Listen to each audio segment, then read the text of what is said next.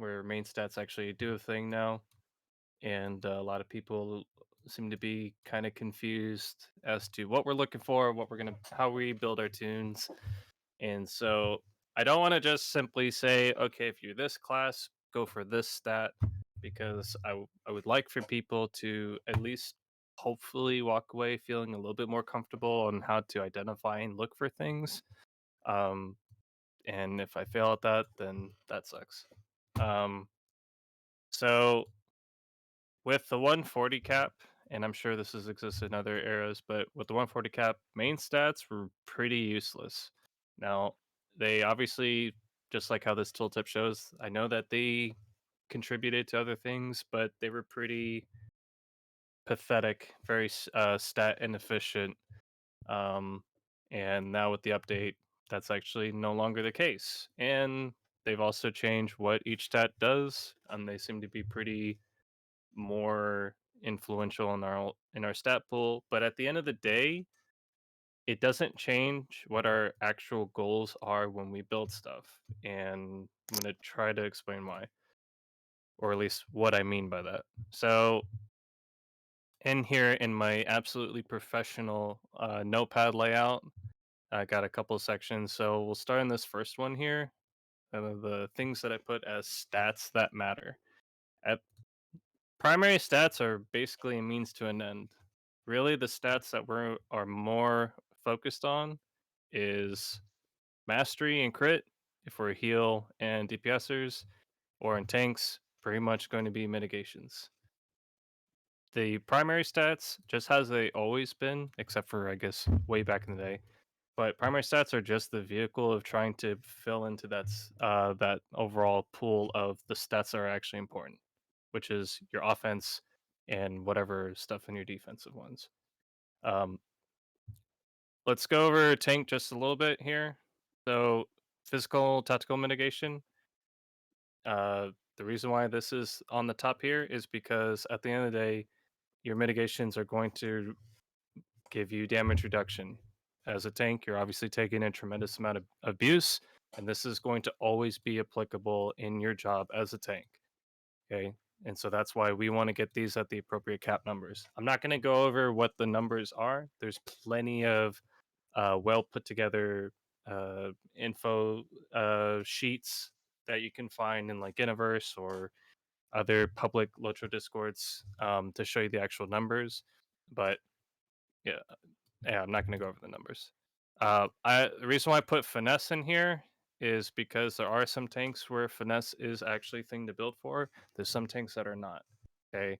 Now finesse, the whole point of finesse is still as it's always been. That is to not allow your stuff to get resisted. Okay. This is a stat that is it's something that usually needs to be tested, and usually the people that write up the stat sheets, they usually make it simple for us, and they find us the magic number. But the general rule of thumb is if you could go around 25 to 30%, you're usually going to be in a pretty good spot when it comes to your finesse. Now, there are some times where certain classes probably need a little bit more, but again, a general rule of thumb is that's your benchmark for finesse. If you're going above or below that 25 to 30%, then you need to make appropriate changes. As far as tanks go, it's usually like Guardian, for example, that likes to have finesse because of things like War Chant. Uh, Nas, correct me if I'm wrong. I don't recall that being much of a thing for like Brawler. Um, Yeah, and Brawler doesn't need shit for finesse. yeah, I think also Warden. I can't remember how Warden is because I don't play it. But Warden needs finesse.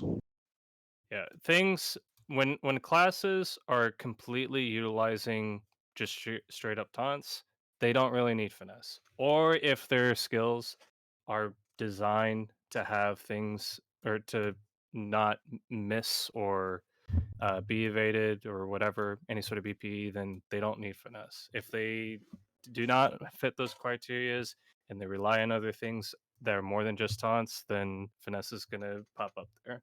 But that's why I put in quotations applicable here. But At the end of the day, it's still about your mitts and everything. As far as the other defensive stats, I'll get to that in a moment. But mitigation's always going to be your top priority because it's always going to be the main barrier of as far as dealing with incoming damage. As far as your DPS classes, it's still crit rating and then physical or tactical, depending on which class it is, obviously. And then finesse, if you're talking about classes that have bleeds, unfortunately, Lotro likes to build all their classes to have some sort of DOT profile in it. So pretty much every DPS class wants finesse. Again, that whole 25 to 30% range that I mentioned earlier is really your goal. When it comes to finesse, like how I mentioned with tanks, you never go for this at the compromise of completely tanking crit rating and your mastery, um, but don't ignore it. And then once you get these three accomplished, then that's when you start investing into the negations. And I put tactical ahead of physical just because a lot of times the damage profiles that is going to be of a threat to DPS, usually tactical is the first one. There are certain fights where physical is uh, the threat, so it's kind of a fight to fight basis, but most of the time, tactical is the more scary one. I mean, so if you have a priority mitigation to work towards, it's going to be that tactical one. As far as your healers go, your crit and outgoing healing, it's actually very similar mindset of your DPS. You're going to go for the crit first because you want that magnitude of crit to be up there, and then the outgoing healing to increase that foundational base for your numbers. As far as finesse is concerned, it doesn't affect your healing, but I will always vouch that healers should be trying to do more than just healing. So, uh, getting like interrupts is going to be something that will your finesse is going to affect, which is a really big deal if you consider that if you get an interrupt off, that means damage hasn't happened to the group, which is in that wheelhouse of what your goals are anyway. And once you get these three, then your mitigations is what you're going to be after. By the way, I have a purpose as to why I'm going over kind of this no duh elementary stuff. Like I'm sure we all know about this, but there's a reason why I'm kind of recapping this. So these stats here, these are the goals that we always are in pursuit of when we're building our tune. Okay, everything that we look at when it comes to gear, when it comes to virtues, it always should be in line with how can I increase these because this is what's going to allow my character to excel. These are always everything in our kit and what our goals are relied upon in these stats. Um, as far as the stats that I call questionable, this is where I'm going to have to kind of do a little bit more explaining to as to why I have these in this category. Let me take a sip of water real quick. If anyone has any questions for all this, I'm perfectly fine with that because I am just kind of rambling on. So it, my feelings won't be hurt. So incoming healing, and this is true for all three. Obviously, we usually see more emphasis on incoming healing on tanks because they're the ones taking the beating. Incoming healing has, for the most part, always been something that you really don't want to go out of your way to invest. It is nice to have. The reason why you don't want to, and when I say go out of your way to invest, I mean like if you had an option, obviously it's kind of different now with how essences are, but if you think in the old essence system where if you could choose vitality over incoming healing, it you most of the time you really did not want to choose incoming healing instead of vitality because when you look at tanks, it's all about building more and more of a pool to absorb damage taken. They're going to take high volumes of damage. If I have a smaller morale pool, the little bump of incoming healing is not going to make me more survivable to those big hits. Um, the other thing too is the amount of invest or return that you get from a investment of incoming healing rating is usually pretty small in comparison to how much you gain from investment to either mitigation or to morale. The ratios are really kind of small. The other thing too is when it comes to tanks, they usually are already getting other sources of incoming healing that are really high. Um, so if I go to my guardian in my tank allies, oh, I pressed the wrong button. I'm sorry. In my tank allies, you'll see I already have some things that are giving incoming healing. I got word of power stuff. Some of my allies are might be getting it.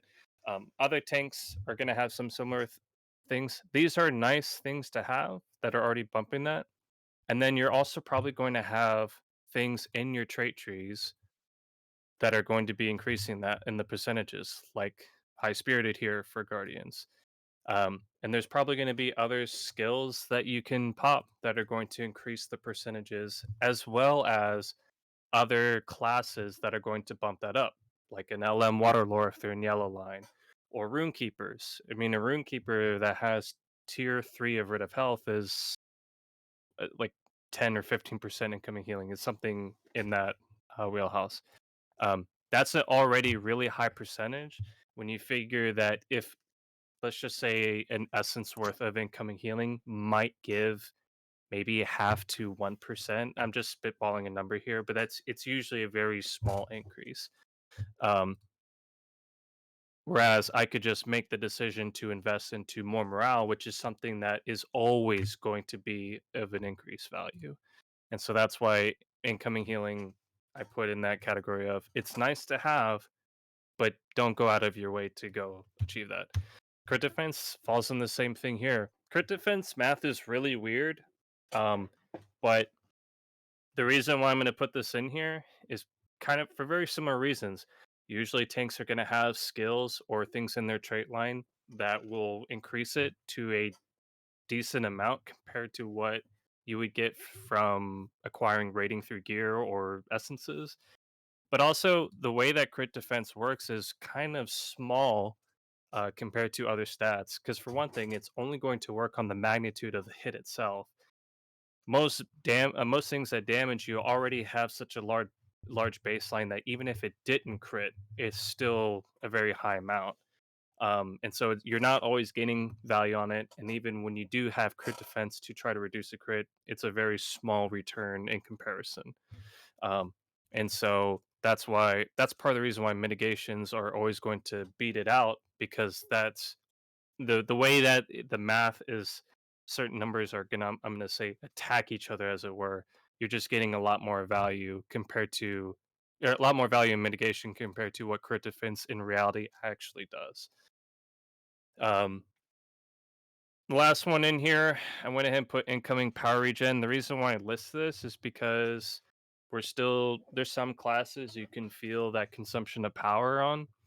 um Obviously, with the fate changes and with the this direction that Lotro has, where power consumption is something you actually have to feel again. The reason why I place this is because there's still things in place to combat it. You still have food that's going to work towards this. You still have classes that are going to be able to regenerate power, like captains, you have lore masters, but then you even some classes themselves are going to have abilities themselves to restore power. So, an example being like on my guardian, if I use Guardian's Ward, I'm going to get some power back. Um, and so these are things that we can do that are outside of me investing things into my build that are going to combat this. And so I don't need to go out of my way to really work towards this. Um, some classes might feel it more than others, but my, uh, what I'll say is if you're having issues with landscape and you're dealing with power stuff, I would not say it's worth changing my build to make me better in a rate setting because it's just going to be a redundant change when I have other classes to combat this issue. And also it's landscape. Uh it's not as of a big deal. Now, right now we only have Storv to really compare it to, so you're obviously never going to be in the most ideal group for Storv, but even still, there's really no classes right now that are in such a dire need that you need to try to find a way to combat this. So yes, incoming power regen is a very questionable thing to really worry about.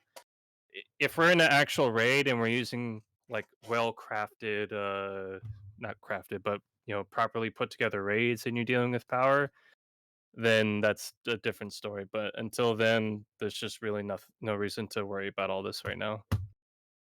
The stats that don't matter, resistance. Now, there's a lot of silly math stuff with this. Here's what I'll say about resistance. A lot of times, resistance comes to play with when it comes to like effects on you. Reason why I don't worry about that is because, for one, a lot of times they make effects that you can cleanse. It's just simply better to take advantage of all the ways to cleanse yourself, have someone do it for you. And also, if I invest into resistance, then that means I'm not investing to either mitigations or something else that's going to just give me more value overall. And so this is kind of a bait thing to waste my investment of my character on. Don't ever build into resistance. It's not worth it. BPE. This one might trigger some people, and I'm sorry. BP is worthless. I said it. Um, why is BPE worthless? Well, a lot of the times the damage that is going to kill you isn't really BPE. Now, some people might say, well, hold on, Guardian was amazing in Hidden Horde because of BPE, which is true, because Hidden Horde was very unique and it had a lot of ads. But even still, what made Guardian so strong in it was not because of investment of BPE. When I say investment, again, I'm talking about essences or going with traceries that increased my BPE, but rather what made Guardian so good was having abilities like, uh, having abilities like Juggernaut or having abilities like, where's it at? Guardian's Pledge. These abilities have such high percentages that really, if you just use your cooldowns in a staggered manner, um, it's going to set your BPE to a level so high that any sort of essence investment or trace reinvestment for your BPE is very negligible, if not wasted. Um, it really, if you were to put any sort of essences or anything, you're just talking about a very small percentage increase. That's not going to make your character any stronger. Um, Lotro does not typically build encounters where BPE is the real threat. Um, they have a lot. Bosses usually have a lot of attacks that ignore BPE. Um, if you get effects, some sort of dot on you, those are not going to be affected by BPE. And so when you have the opportunity to invest in the stat, BP is not something that is always gaining you value. And then whenever you do have an encounter where BPE is going to be actually something to come into play, you usually have cooldowns that are going to just give you such a high number anyway that there's just no reason to invest into it. So I hope that makes sense of what I mean when I in my breakdown of that. Fate, it's a dead stat. Don't build into it. I don't care about Bjornings because that's a very small niche thing. But and also, I'm pretty sure Fate is now in a Vitality Essence stat now. If anyone can confirm that, because I think Alright. it's you have to compete it with Vitality, which would be a very inefficient trade off for Bjornings anyway. So, but yeah, Fate it just increases your max pool. That's not gonna be anything. Investing to maximum power has never been a thing, and I think it's fair enough to say it'll never be a thing to have to do. So, incoming morale regen. I only put this here because there is a virtue that does this. Justice. Uh, don't do it. It's really bad. Incoming morale regen has never been something that actually really pulled any sort of weight. Um, you you'd be better off having incoming healing at that point if you really had to put any sort of investment. Um, this is something that they try to put in gear, and I think we try to convince ourselves it does something. But uh, if you need morale, you usually need ways to mitigate the damage you're taking and the amount of morale you have. Incoming morale regen itself is just it's never enough to really make a difference. If it ever did, that would be a very dangerous uh, thing for the game, because then you won't need healing as much. So yeah, this is a very weird thing that I'm not sure why they bother trying to put anything into it. So I don't really have much to say about it, just because it just doesn't do anything. So as far as the reason why I went over all this, I brought up main stats. Um, why even the reminder of this? Because at the end of the day, like I said at the beginning, main stats are just a means of how to get the vehicle of how to get to these stats up here. So I want to pull up a couple of screenshots that I did save as some examples of some of the things that people are looking at.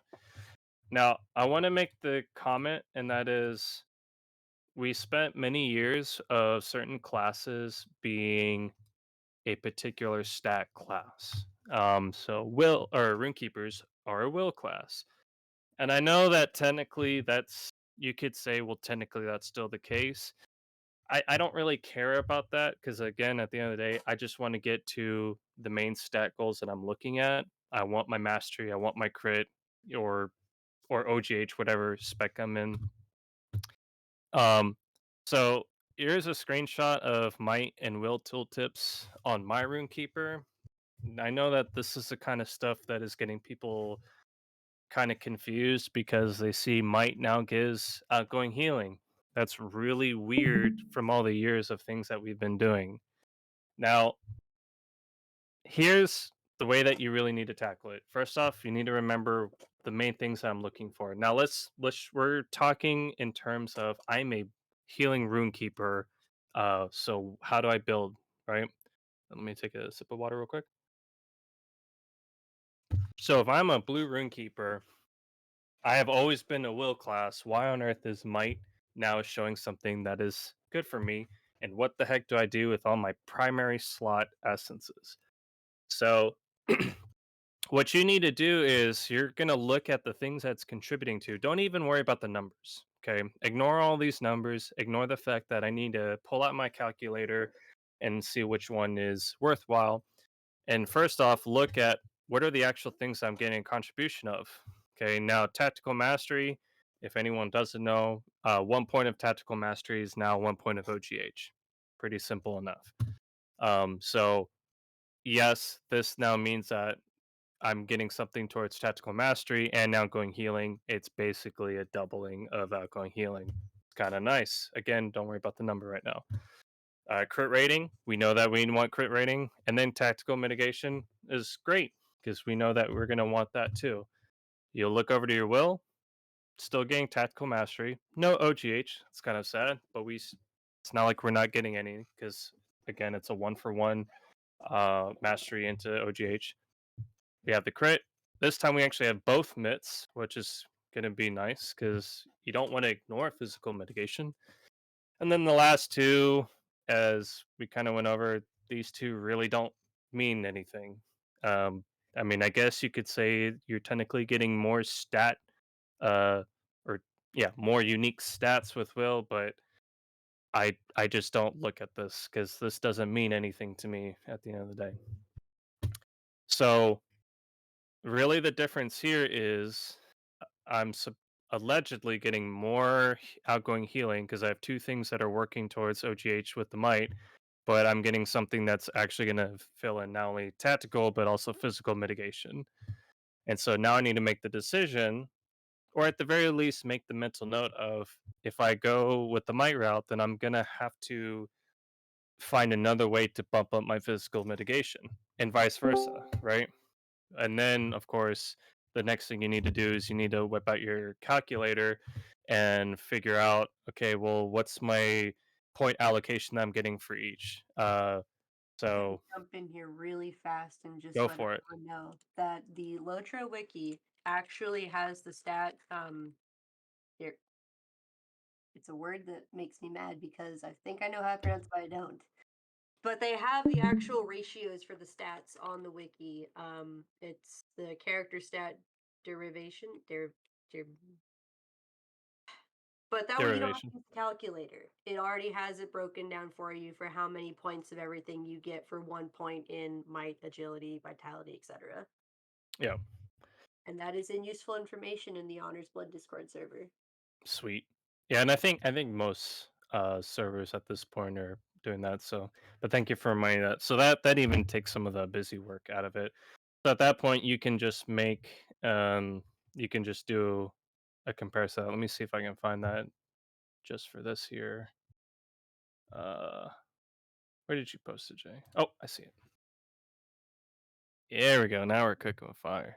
Yep, and I wanted to make sure that I jumped in and mentioned that because there is a chart that's still floating around. I've seen it in the past week or so that has the wrong ratios on it. Yeah. I guess it's from when we were still in the beta for this. So that's the wiki is correct. The wiki is updated and accurate. This is the place to go to look at those ratios. Yep.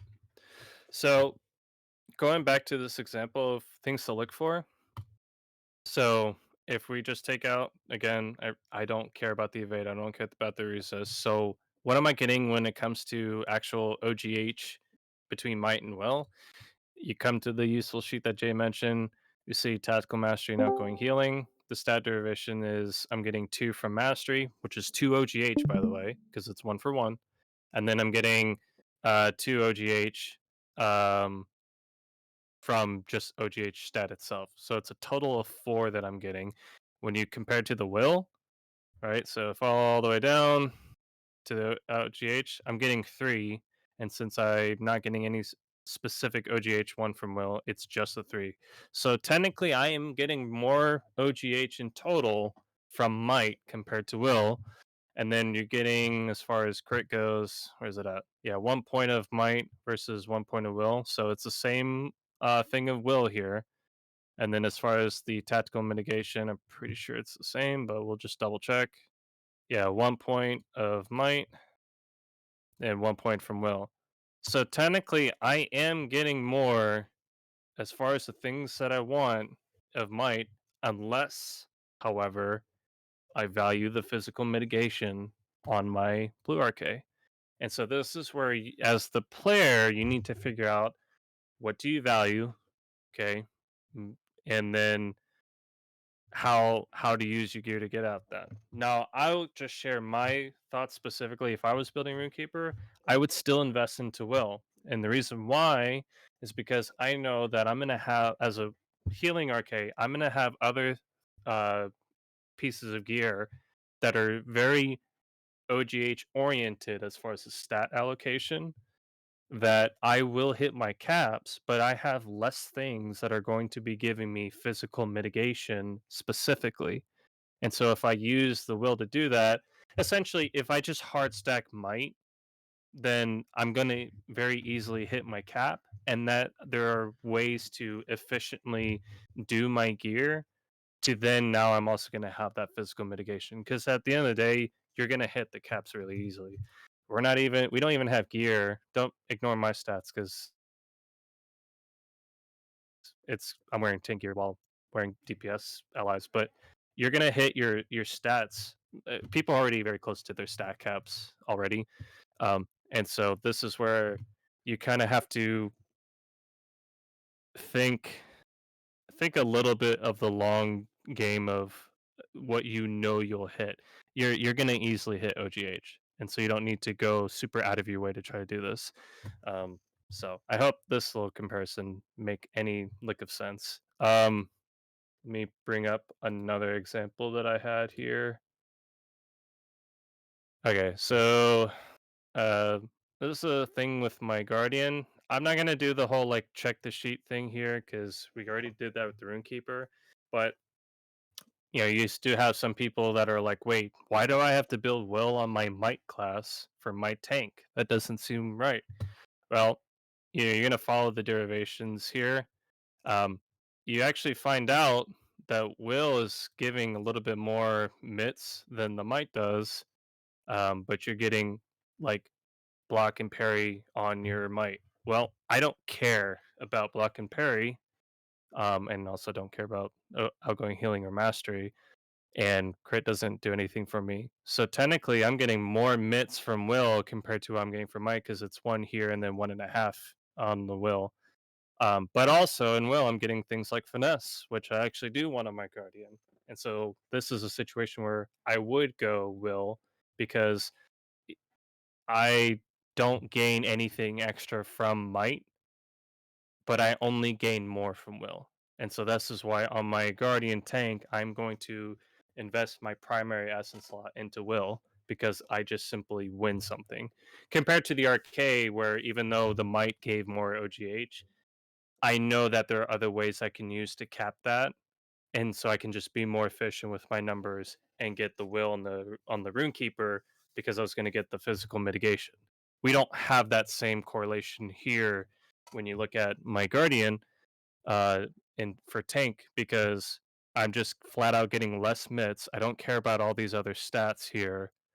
And the two stats that I do have, which is the mits, I'm getting more of in the will, and I'm also getting something I do care about, which is finesse. So that this is the way that you want to look at your stuff. You look at the things that you know for a fact are stats that matter. Take out the ones that don't, so you don't care about mastery, don't care about outgoing healing on your guardian, and even if you need to write it down, then put them side by side. That way, that works out, and then you'll then see which main stats actually matter, and use your primary essence slots for that. So, Um, question. yeah, If you were doing a red guard, you would probably go for might because of the crit rating? correct, exactly. Okay. Yeah, because I need way more crit rating to hit my percentage goal than I do with finesse. And so I'm gonna see if there are other ways I can do that finesse. Because if I can get more stat from something, especially when the pool to hit that cap is a higher rating anyway, basically I just need more critical rating to hit the percentage I want versus finesse. Then I want to use this primary stat to kind of help drive that. Um, so also I think it's more mastery uh rating from the might versus the will. I think it's 3 if I'm not mistaken. 3 to 1, yeah. Yeah, 3. So so yes, I would do the might for a red guard. So uh what else do I have here? Oh, this last little note as far as moving forward with gearing, what to look for without compromising primary stats. When I say primary stats, I meant the ones that matter. So these ones up here, not necessarily the primary stats. That was a bad wording. Vitality. So vitality stacking is something that they're trying to combat with. For whatever reason, they don't like it. They being game developers, and so if you find yourself in a position on your character where you are actually getting close to your stat caps of the ones that matter, and this is for DPS, for healing, or even tank for that matter, then what you're going to want to do is try to look for things that will get you more morale because you're going to be limited on how you can get that morale because you don't have as many vitality essence slots. So an example that I'll have is we'll use our old Storvy bracers. Oh, I hit the wrong button again. Okay, so for my Guardian tank, okay, I already know, don't look at my character sheet, but I already know from other people that have the best gear that you can get right now, you're pretty darn close to hitting your mid caps. Um, For sure at a tier 2 level, I can't remember at tier 3, but I wouldn't be surprised if you could get pretty darn close. They let us have a lot of stats right now. So, if I am able to get pretty darn close, if not already there in my mitigation stats, then I want to look at things like these bracers. Um, so the hardy is pretty decent. I mean, the might, we already know that will's going to be better, but this is kind of small. The vitalities are obviously the same. But here we have mitigation. Well, that's one of the stats that I know is priority. I don't care about resistance. I don't really care too much about crit defense, but mitigation, that was on that list of the stats that matter, right? This is our priority. And so while I'm in a deficit on my current character, then I'm actually going to use this hardy because when I compare it to this indomitable, it's filled with things that I don't care nearly as much compared to this mitigation number. Even if you did the whole, comparison number of main stat, technically I get more with this. Um, but if I fill in all these other pieces with better gear that'll allow me to get the more essence slots, I'm going to get to a point to where I could find ways to shave off uh, some sort of mitigational stat. And so what that'll allow me to do is to go with something like Indomitable, where I can then shave off this little bit of excess mitigation and then go with Indomitable because then I can have, a little bump in morale, a little bump in incoming healing, because then it basically changes to where this is more favorable. So currently, because I'm at a deficit on my Guardian, I'm going to use Hardy, but once I fill in all these other pieces with things that are actually good that will put me at caps, this no longer becomes actually good for me. And I can then go to something like Indomitable, which is going to fill out with other stats. I don't know if that makes sense. If anyone's confused by what I'm even mean by that, then by all means say something. But this is the kind of thing that you want to look for, um, and why I say that when looking at gear, vitality is going to be the thing to look for. Um, I'll try to do a little example here if you're a DPSer, because this does apply. So let's say on a DPS class, we may not be there just yet, but this is still a good practice to be in the habit of.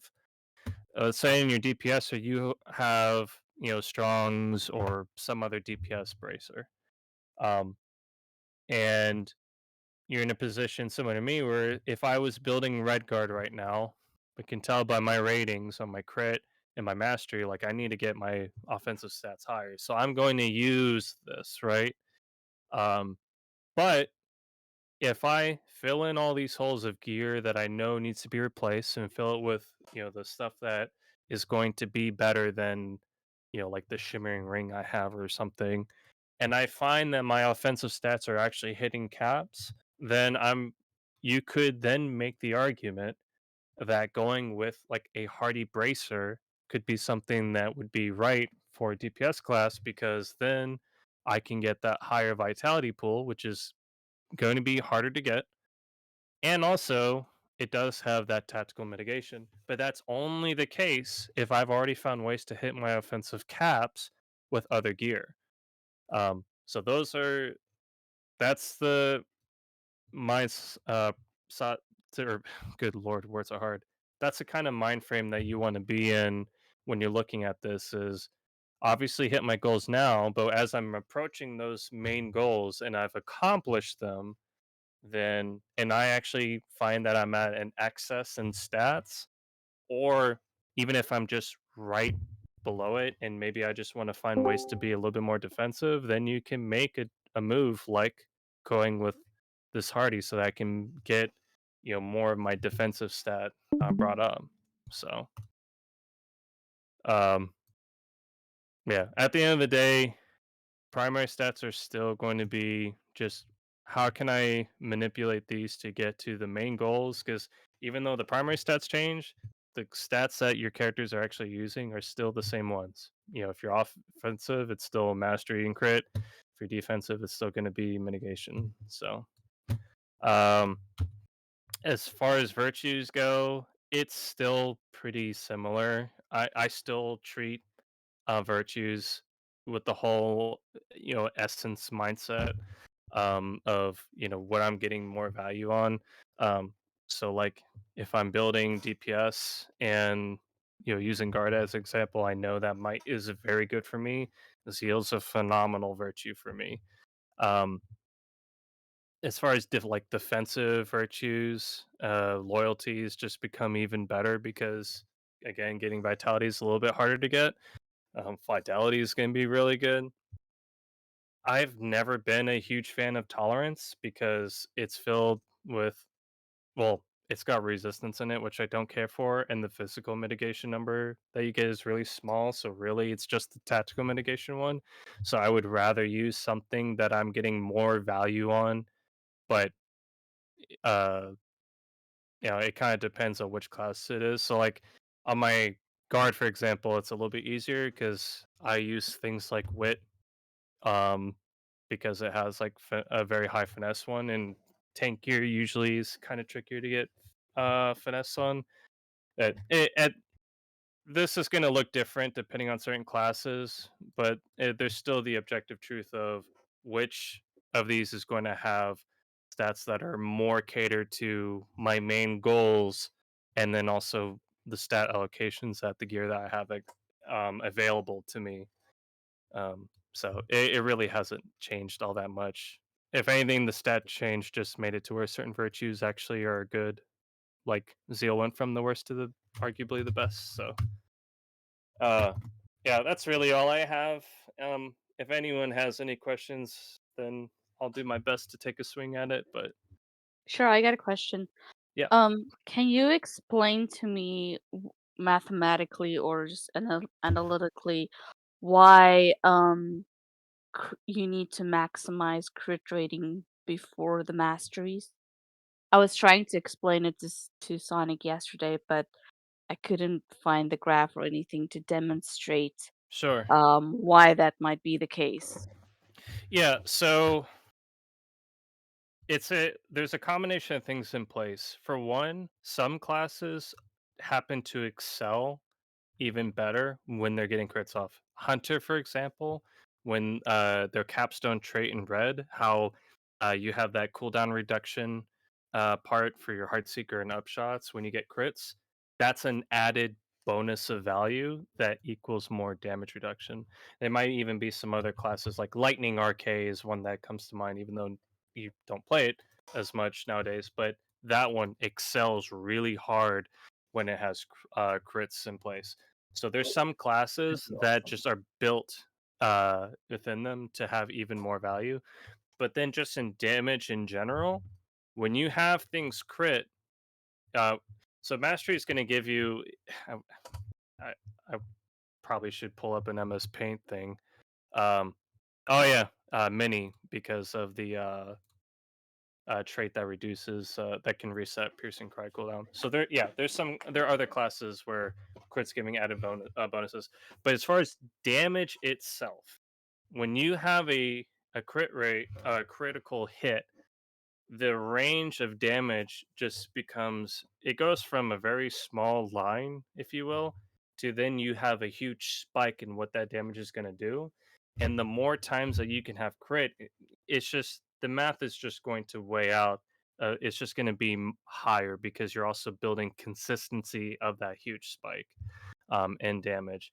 Now, you don't necessarily just go hard crit and completely dismiss mastery. Technically, there are weight stats to where at some point, mastery, you need to build up mastery. We don't really have plugins in for that, and also most of the time, the gear is pretty forgiving in the sense that they usually are paired together. Um, but and also a lot of times, you're given way more mastery than you are crit anyway, and so you actually have to put effort into that. But yeah, I don't Yeah, really I have. Go I ahead. envisioned that there are like two graphs, right? One for physical mastery and one for crit rating, and how they contribute to the amount of damage being done. Yeah. And if your physical mastery is really, really tiny, but your crit rating is 100%, you might still be doing less damage than if your crit rating was 40% and your physical mastery was maxed out, right? So there's some sort of inflection point that I just don't know what the ideal percentage is because I don't know where the math is to calculate what that inflection point is where you would go from one to the other. that it's Well, balanced. you So at you the do have moment we're a saying, right, bold up both of them at the same time, which totally makes sense. But me and my math brain, I kind of want to know what those graphs look like. But so you do actually have a cap when it comes to crit. You can yeah. only get up to an effective 25% of that crit. And so actually I should have responded with that first. That's the main reason why, because you already have a set cap that you can get. And again, the range, the high you're gonna reach such higher numbers because of a crit compared to a baseline of increased mastery. I don't know the ratios of it because that's all stuff that people in Giniverse are probably able to do, and my small brain doesn't. But you can, if you were to do dummy tests, you'll see just how high those numbers can spike, even if you had a lower mastery than you could. But you have that cap, and then once you hit that 25%, you're it's going to only affect dev hits, which that's a whole nother can of worms. The small answer to that is there's really no it's not as much of a you investment return compared to other things that you could then build And towards. so, if I'm understanding you correct, that 25% means that 25% of the amount of times that you hit a skill, you'll have a chance of it critting. It's not the magnitude of what that crit's going to be, correct? Yeah, the I mean it does increase a certain magnitude, but yeah, the percentage chance is the chance for the attack to hit, and then Okay. obviously the 25% is just what you as the person can invest in the rating of the crit stat, Hmm. which is what you're going to see in the spreadsheets, and then um, you also can increase the percentages by other skills or things in your trait lines that will increase the percentage itself. That's a separate Hmm. bonus too. Yeah, So, yeah. Okay. Thanks. You answered all my questions. the I kind of glossed over this earlier when talking about finesse. It's kind of the same thing when it comes to finesse itself. Once you get past like 30%, it's different for like debuff CC effects because that the way that it does the math on mobs is slightly different, but at a certain point in finesse, which I believe is after 30 or 35%, or maybe even 40, I don't even remember the number right now, you'll start getting certain diminishing returns. And then it just becomes uh, you're no longer getting the same amount of value of the investment you did in the finesse versus actual yield and return. So that's why usually 25 to 30 is kind of that ballpark that you can chill at. So there are some classes where you want to go closer to the 30 because of how punishing it is to get resisted, like Red RK, for example, but we don't care about those people. Anyone else have any potential questions or points that could maybe clarify?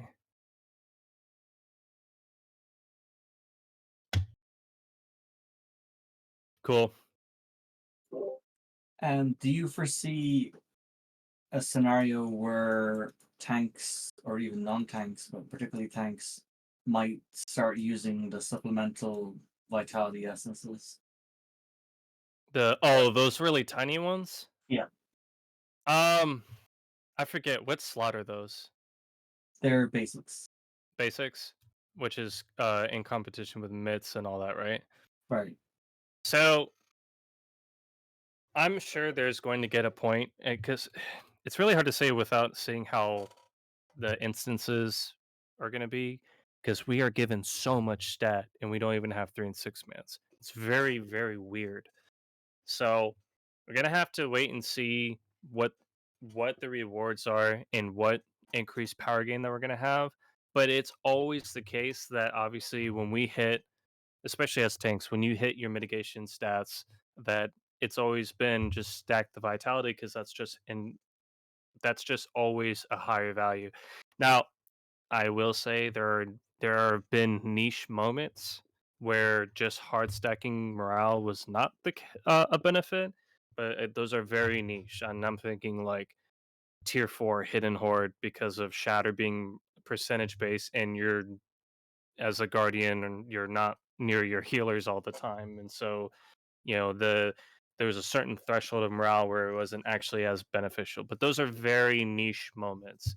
To answer your question, it probably would be the way because again, tanks already get things to increase incoming healing to such a high amount that investment of essences or something else to incoming healing is a very small bump compared to the fact that I'm going to have a blue rune keeper um, or an LM juicing me up with incoming healing.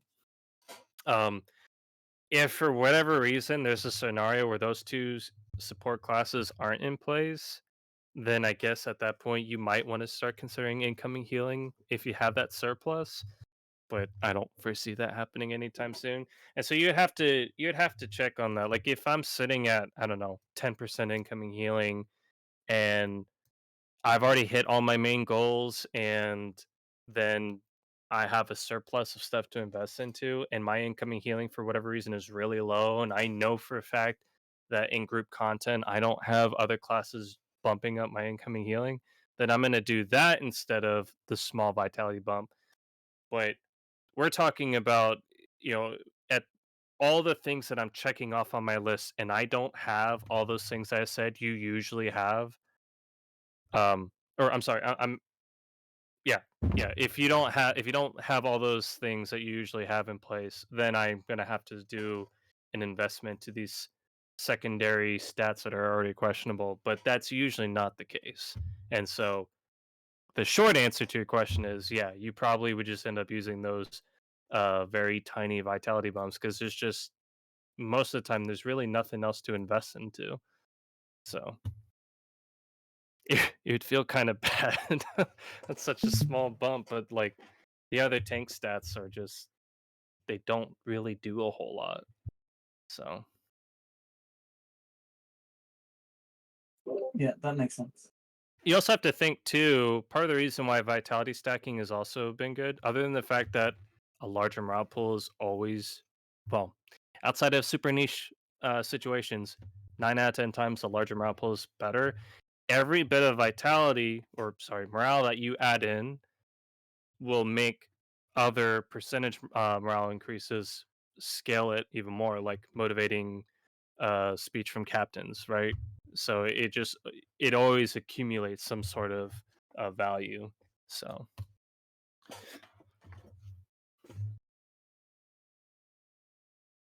by the way, things like incoming healing, resistance, crit defense, those are only things to that kind of come to a conversation for tanks because they're the ones again that should be taking all the hits. DPS classes, heal classes should not touch them at all because they're usually not taking the majority of hits all the time. It's usually going to be spike damage or something steady that you're going to if things played right from everyone in the raid setting, building those other defensive stats, they just don't bring that much value. So anyone else potentially have one?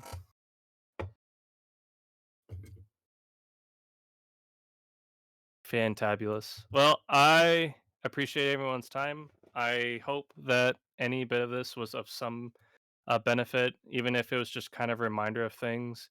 But again, I saw a lot of people asking questions that I think the primary stat changes just kind of confuse people, and so if any of this just kind of helped reground people, just a reminder of these are the things I need to focus on, and it really at the end of the day they just made primary stats actually beneficial. That's really what it comes down to, but it it doesn't shape like who you are because at the end of the day you're still going after the same goals of stats. So anyway, that's all I have. Thank you everyone. Thank you, Thanks, Dale. Dale. Thanks, Dale. I hear NASA's gonna now take over. He's going to teach us how to play the game. Oh, He's gonna teach us how to I was muted. to pickle gundu. Feed, you were Good very job, quiet. Did you talk about? Oh, for some reason, I am. Well, that's a good. You talk about how I'm sorry, what?